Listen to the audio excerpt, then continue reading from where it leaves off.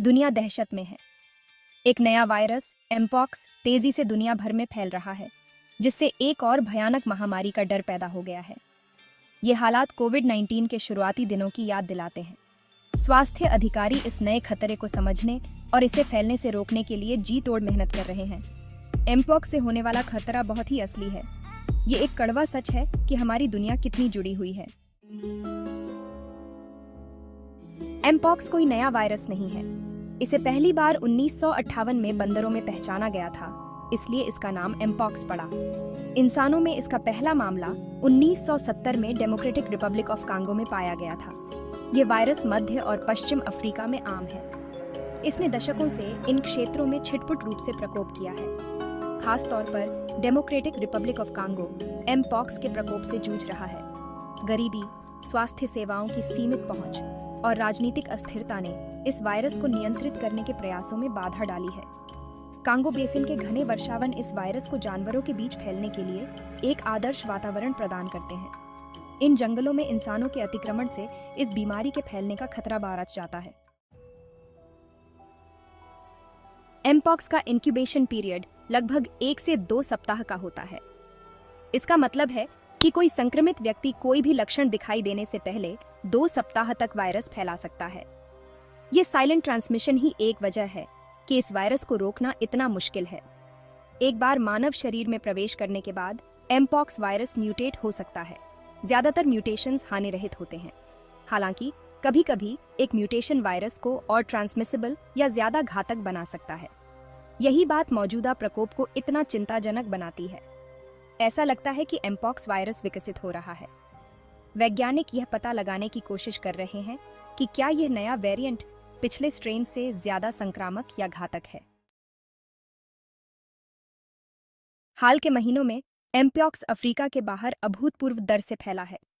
यह वैश्विक प्रसार काफी हद तक अंतर्राष्ट्रीय यात्रा के कारण हुआ है। संक्रमित व्यक्ति अनजाने में वायरस को सीमाओं के पार ले जा सकते हैं, जिससे दूर के स्थानों में नए प्रकोप फैल सकते हैं। यूनाइटेड स्टेट्स, यूनाइटेड किंगडम और स्पेन सहित कई देशों ने एमपॉक्स के मामलों की एक बड़ी संख्या की सूचना दी है। इस तेजी से प्रसार ने वर्ल्ड हेल्थ ऑर्गेनाइजेशन में खतरे की घंटी बजा दी है। WHO स्थिति पर कड़ी नजर रखे हुए है और देशों के साथ मिलकर उनकी प्रतिक्रिया का समन्वय कर रहा है। इस वायरस को रोकने के लिए अंतर्राष्ट्रीय सहयोग की जरूरत है। देशों को जानकारी, संसाधनों और विशेषज्ञता को साझा करना चाहिए। फिलहाल फैल रहा एमपॉक्स वेरिएंट पिछले स्ट्रेन से अलग दिखता है। यह असामान्य लक्षण पैदा कर रहा है और नई आबादी को प्रभावित कर रहा है। पहले एमपॉक्स मुख्य रूप से अफ्रीका के ग्रामीण इलाकों में छोटे बच्चों को प्रभावित करता था। हालांकि मौजूदा प्रकोप मुख्य रूप से उन पुरुषों को प्रभावित कर रहा है जो पुरुषों के साथ यौन संबंध बनाते हैं। जनसांख्यिकी में इस बदलाव ने वैज्ञानिकों को हैरान कर दिया है।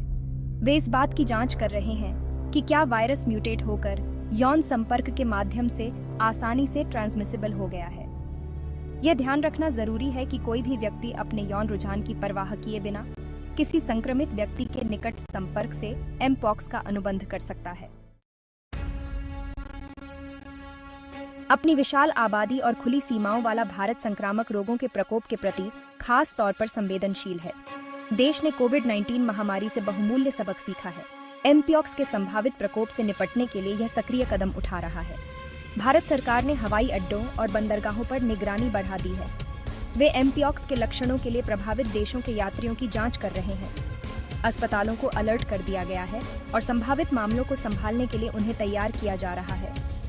लोगों को वायरस और खुद को कैसे बचाना है इसके बारे में शिक्षित करने के लिए जन जागरूकता अभियान चलाए जा रहे हैं। वायरस के प्रसार को रोकने के लिए एमपॉक्स के मामलों का जल्द पता लगाना और उन्हें अलग थलग करना बहुत जरूरी है।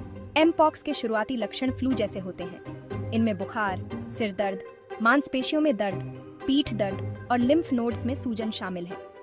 इन लक्षणों के बाद आमतौर पर पूरे शरीर में एक दाने निकल आते हैं। दाने आमतौर पर चेहरे पर शुरू होते हैं और फिर हाथ, पैर, हाथों की हथेलियों और पैरों के तलवों तक फैल जाते हैं।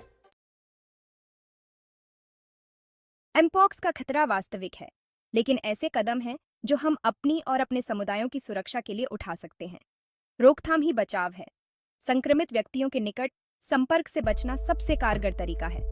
अस्वस्थ महसूस करने पर खुद को अलग करें, और चिकित्सा सहायता लें। अच्छी स्वच्छता प्रथाएं जरूरी हैं। हाथों को साबुन और पानी से